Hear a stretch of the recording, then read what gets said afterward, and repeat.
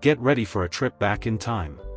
Happy Days looked like pure nostalgia wrapped in a leather jacket. But behind the jukeboxes and the wholesome smiles, chaos ruled. The star couldn't ride a motorcycle. The network banned the jacket. And one jump over a shark changed television history forever. These are 20 secrets about Happy Days hidden for decades. And the bonus fact, let's just say, the Fonz almost never existed at all. Number 20. It started as a throwaway sketch.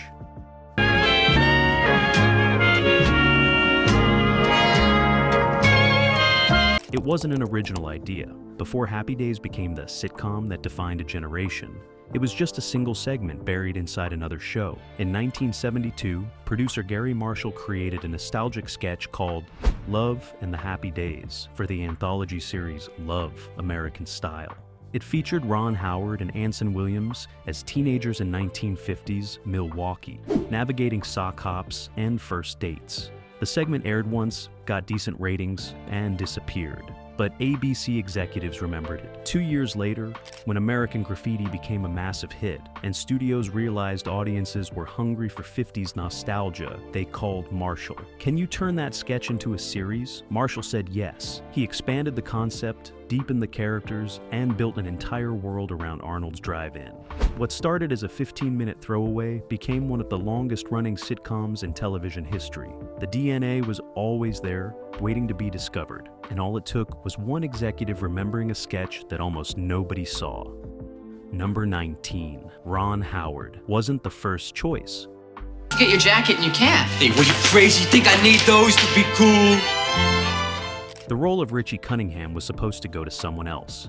Ron Howard wasn't the first choice, and he wasn't even the second. Executives wanted a fresh face, someone unknown who could grow with the show. They auditioned dozens of young actors, screen tested them in poodle skirts and varsity jackets, looking for that perfect all-American boy next door. But none of them clicked. Then someone remembered Ron Howard from that Old Love, American Style segment. He'd been acting since childhood, steady work on the Andy Griffith Show, reliable but never a breakout star. They brought him in for a meeting, no audition, just a conversation. And within minutes they knew. Howard had that effortless charm, that boy-next-door sincerity that couldn't be faked. He wasn't trying to be Richie Cunningham. He already was Richie Cunningham. The role was his before he even read a line. Sometimes casting isn't about finding the best actor. It's about finding the one who doesn't have to act at all. Number 18. The Fonz was only supposed to appear. Twice, Arthur Fonzarelli wasn't meant to be a main character. When Gary Marshall created Happy Days, the Fonz was written as a minor recurring role, a local tough guy who'd show up for a scene or two, add some edge, then disappear. Henry Winkler auditioned with a leather jacket and slicked back hair, playing the character like a coiled spring, dangerous but controlled. Marshall loved it, but the network didn't. ABC executives were nervous. They thought the Fonz was too threatening, too rebellious for a family show. They wanted him limited to 2 episodes maximum. Marshall agreed on paper, then quietly ignored them. He kept writing Fonz into more scripts, giving him bigger moments, deeper scenes. And when the audience response exploded, fan mail pouring in asking for more Fonzie, ABC had no choice. They let him stay. By season 2, Henry Winkler's name was in the opening credits. By season 3, he was the biggest star on the show. What started as a 2-episode guest spot became one of the most iconic characters in television history. Number 17. Henry Winkler couldn't ride a motorcycle. On screen, the Fonz was the coolest guy in Milwaukee, effortlessly straddling his motorcycle like he was born on it. Off screen, Henry Winkler had a secret. He couldn't ride a motorcycle. Not even a little bit. He'd never been on one before Happy Days, and honestly, he was terrified. The production tried to teach him. They brought in stunt coordinators, gave him lessons in the parking lot, practice starts and stops. But Winkler struggled. His balance was off. He'd stall the engine. Once, he nearly tipped over in front of the entire crew. So, they made a choice. Most of the time, the bike wasn't running. Winkler would sit on it, look cool, kick the stand, and walk away. When the motorcycle actually had to move, they used a stunt double or carefully hid the fact that crew members were pushing it just out of frame. The Fonz became an icon of motorcycle culture, and the man playing him barely knew how to start the engine. Sometimes the biggest myths are built on the smallest secrets. Number 16. ABC banned the leather jacket. The leather jacket became the Fonz's signature look. But in the beginning, ABC absolutely forbade it. Network executives in the 70s associated leather jackets with gangs, violence, and rebellion. They didn't want that image on a family show. So, they told Gary Marshall no leather.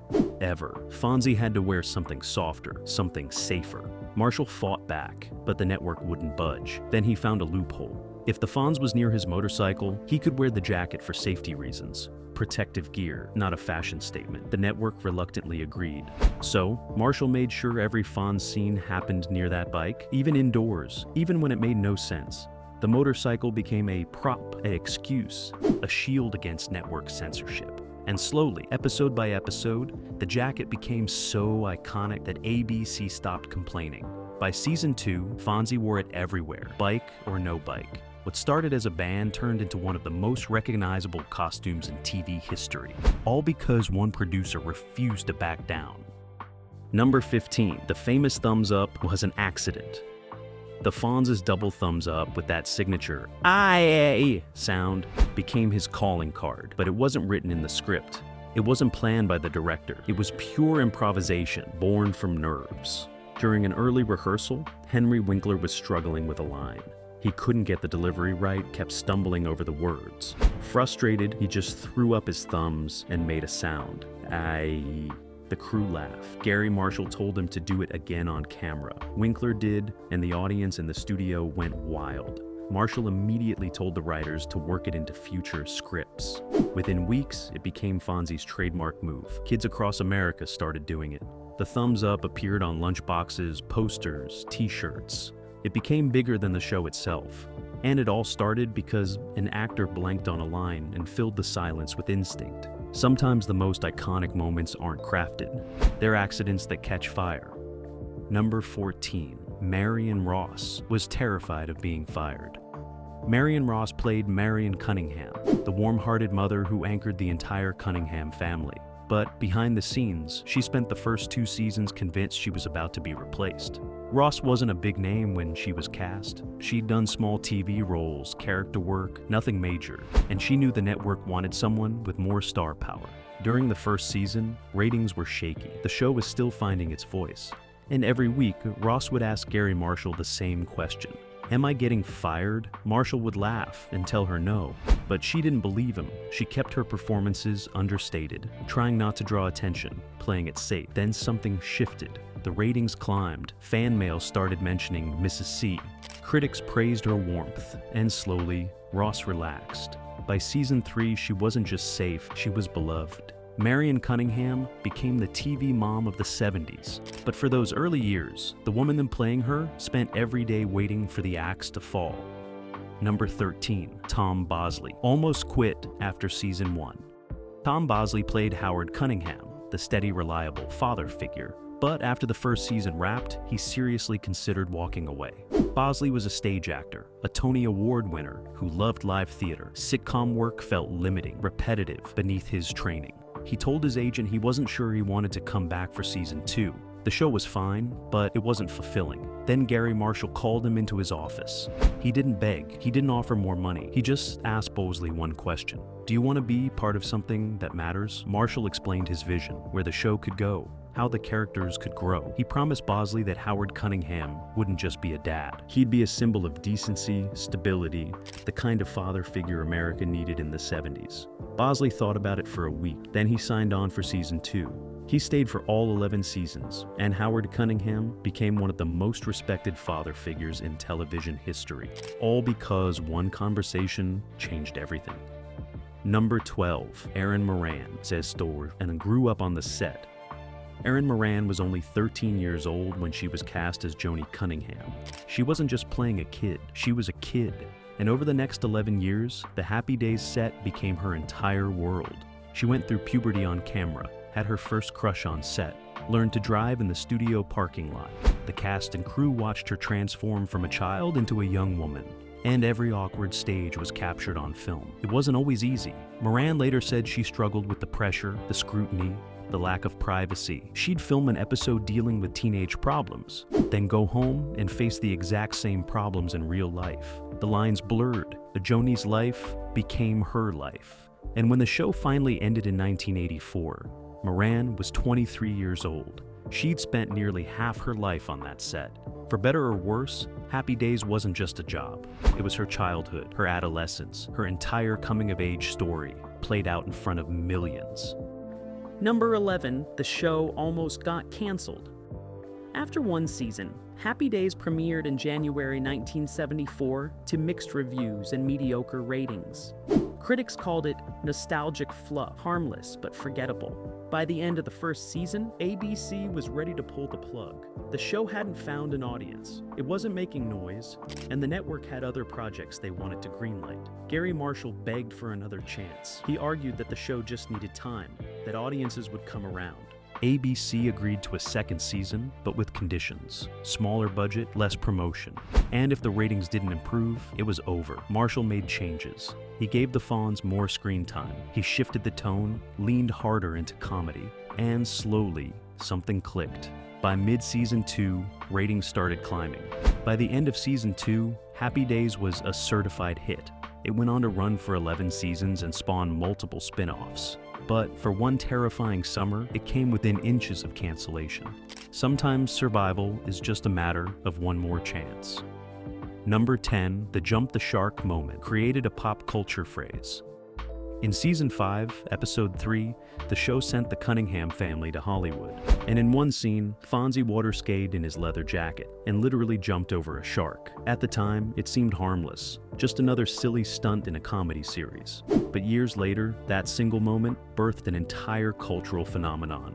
In 1985, radio personality John Hine coined the phrase "jump the shark" to describe the exact moment a TV show runs out of ideas and starts its decline. He pointed to that Happy Days episode as the perfect example. The phrase caught fire. Critics started using it. Fans adopted it. Soon, every declining show had its own jump the shark moment. The irony is that Happy Days didn't actually decline after that episode. The show ran for 6 more successful seasons, maintaining strong ratings and cultural relevance. But the damage was done. That shark jump became synonymous with creative desperation. Henry Winkler later said he was proud of the stunt, that it was fun and exciting. Gary Marshall defended it as pure entertainment. But none of that mattered. The phrase stuck. And now, decades later, jumping the shark is part of the American lexicon. A single water skiing scene turned into a permanent warning about what happens when shows try too hard. It's the most famous moment in Happy Days history for all the wrong reasons. Number 9. Chuck Cunningham disappeared without explanation. In the first 2 seasons, Richie and Joni had an older brother named Chuck Cunningham, played first by Gavon O'Herlihy, then by Randolph Roberts. He was a basketball star, the popular jock, the golden child. Then, between season 2 and season 3, he vanished. No goodbye episode, no explanation, no funeral. The character simply ceased to exist, and the show pretended he never happened. Suddenly, Richie was the oldest child. The family went from 3 kids to 2, and nobody on screen ever mentioned Chuck again, not once. It became one of the strangest continuity errors in sitcom history. Fans noticed immediately. Where did Chuck go? Why doesn't anyone talk about him? The cast was asked about it in interviews for years. Gary Marshall finally admitted the truth. The character wasn't working. The writers didn't know what to do with him. The actor wanted to leave. So instead of writing him out properly, they just erased him, deleted him from the Cunningham family tree like he never existed. It was lazy, bizarre, and completely unprecedented. And it became so infamous that TV tropes coined the term Chuck Cunningham syndrome to describe characters who disappear without explanation. Poor Chuck didn't just leave the show. He became a cautionary tale about sloppy writing that still haunts sitcom history today. Number 8. Henry Winkler was dyslexic and struggled with scripts. Henry Winkler was one of the most beloved actors on television, but behind the scenes, every script was a battle. Winkler has severe dyslexia, a learning disorder that makes reading incredibly difficult. He wasn't diagnosed until he was 31, years into playing the Fonz. Before that, he just thought he was stupid. He'd spend hours memorizing his lines, reading them over and over, sometimes staying up all night just to get through 3 pages. While other actors could glance at a script and have it down, Winkler had to fight for every word. He developed tricks. He'd ask the script supervisor to read scenes aloud. He'd rehearse with other actors over and over. He'd improvise when he forgot lines, turning mistakes into character moments. That's how the thumbs up was born. That's how "A" became a catchphrase. His dyslexia forced him to create, to innovate, to build Fonzie through instinct rather than memorization. And nobody knew. Not the cast, not the crew, not the millions of fans. Winkler hid his struggle for years, terrified that if people found out, they'd think he was incompetent. It wasn't until decades later that he went public, becoming an advocate for children with learning disabilities. The coolest guy on TV spent every single day fighting an invisible war. And somehow, that struggle made the Fonz even more authentic, more real, more human than anyone ever knew. And number 7, the cast, had a secret feud that lasted years on screen. The Happy Days cast looked like a family. Off-screen, tension simmered for years. The main conflict was between Ron Howard and Henry Winkler, though it was never about hatred or jealousy. It was about control. Howard had been the star, the name in the opening credits, the heart of the show. Then Winkler exploded in popularity, and suddenly the Fonz was everywhere. Magazine covers, merchandise, fan mail. The network started building episodes around Fonzie, pushing Richie to the sidelines. Howard felt sidelined, undervalued. Winkler felt guilty but also defensive. He didn't ask for the attention. The two remained professional on set, never openly fighting, but the distance was real. They stopped hanging out between takes, stopped going to lunch together, stopped calling each other outside of work. It wasn't until years after the show ended that they finally talked about it. Howard admitted he'd been hurt. Winkler admitted he'd been scared of losing the spotlight. They both apologized, and now, decades later, they're close friends who laugh about the whole thing. But during the height of Happy Days, the two biggest stars on the show barely spoke. The smiles were real. The warmth was real, but so was the quiet, unspoken tension that never quite went away. Number 6, Scott Baio was cast to replace Ron Howard. By season 7, Ron Howard wanted out. He'd been on TV since childhood, and now he wanted to direct. He told Gary Marshall he was leaving after season 7 ended. Marshall panicked. Richie Cunningham was the heart of the show. How do you replace that?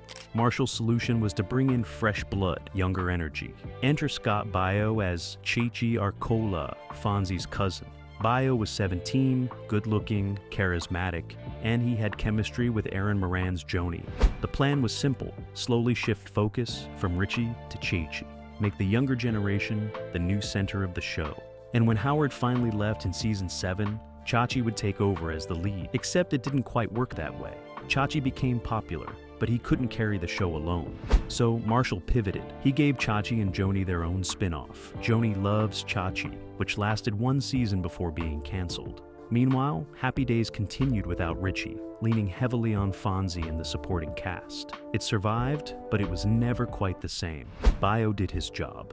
He brought energy. He filled a gap. But replacing Ron Howard was impossible, and in the end, the show didn't replace him. It just learned to live without him. Number 5, the diner changed owners mid-series and nobody noticed. For the first 2 seasons, the gang hung out at Arnold's Drive-In, owned by a character named Arnold played by Pat Morita. Arnold was grumpy, funny, and had great chemistry with the cast. Then Morita left to star in Happy Days spin-off Blansky's Beauties. The writers needed a new diner owner fast, so they brought in Al Del Vecchio, played by Al Molinaro. And here's the weird part. They didn't make a big deal out of it. Arnold just disappeared. Al showed up 1 episode running the diner, and nobody questioned it. No Arnold sold the place storyline. No farewell episode. Just a new guy behind the counter, like he'd always been there. Molinaro played Al as lovable, awkward, and completely different from Morita's Arnold, but audiences didn't care. They accepted the change and moved on. It's one of the strangest casting swaps in sitcom history because it worked. Al became just as beloved as Arnold. He stayed for the rest of the series, became part of the family, and even got his own spin-off ideas floated. Pat Morita went on to become Mr. Miyagi in The Karate Kid, achieving icon status. Al Molinaro became a TV staple, and Arnold's Drive-In just kept serving burgers no matter who was flipping them. Sometimes a show survives not by explaining change, but by simply moving forward. Number 4, Fonzie's office was actually a bathroom. The Fonz had his own office at the auto repair shop, a cool, private space where he'd hang out, give advice, and maintain his tough guy mystique. But if you looked closely, you'd notice something strange. There was a urinal on the wall. That's because Fonzie's office was actually a men's bathroom. The set designers converted a restroom into his personal hangout spot, and it became one of the show's most iconic locations.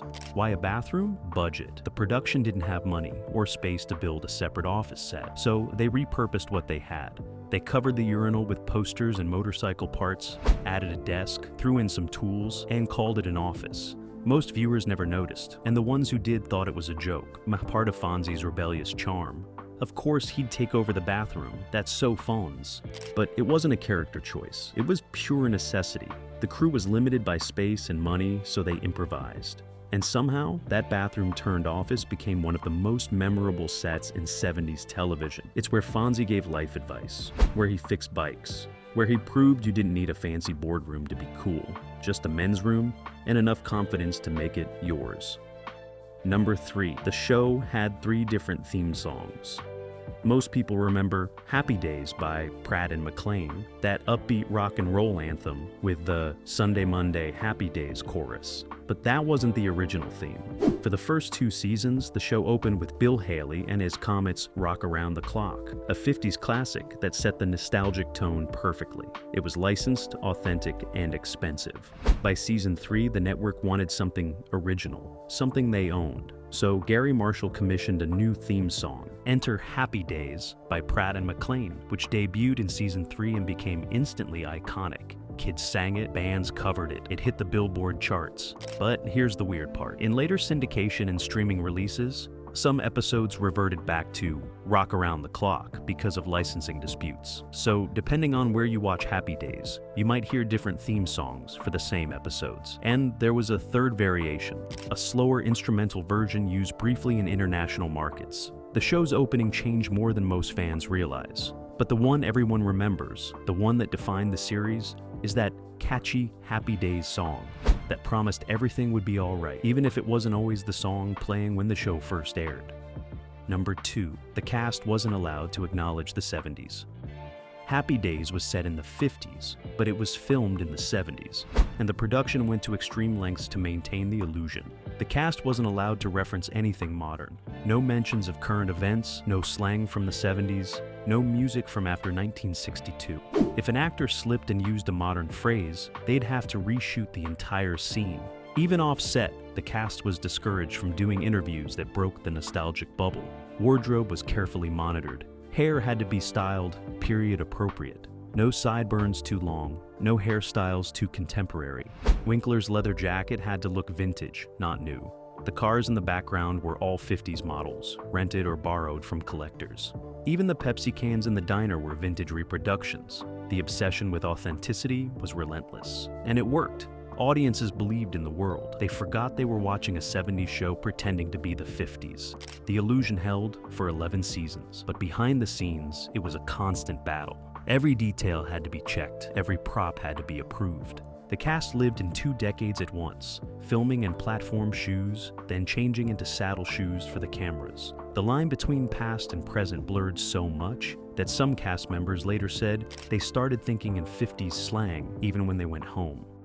Number 1. Henry Winkler turned down the role of Danny Zuko in Grease. At the height of Happy Days' success, Henry Winkler was offered the role of Danny Zuko in the movie Grease. It was 1977, and the film was being positioned as the next big musical event. Winkler was the obvious choice. He had the swagger, the charm, the leather jacket mystique. The producers wanted him badly. They offered good money. They promised it would make him a movie star. And Winkler said no. He turned it down without hesitation. Why? Because he was terrified of being typecast. He'd spent years building the Fonz, and Danny Zuko was basically the same character. Leather jacket, slicked hair, cool guy persona. If he played Danny, he'd never escape it. He'd be the Fonz forever, in movies and TV, trapped in the same role for the rest of his career. So, he walked away. The role went to John Travolta, who became a megastar. Grease became one of the biggest movie musicals of all time, and Winkler watched from the sidelines, wondering if he'd made the biggest mistake of his life. Years later, he admitted it haunted him, but he also said it was the right choice. He wanted to be an actor, not an icon. He wanted range, not repetition. Turning down Grease cost him movie stardom, but it saved him from becoming a parody of himself. And in the end, that mattered more than any role ever could.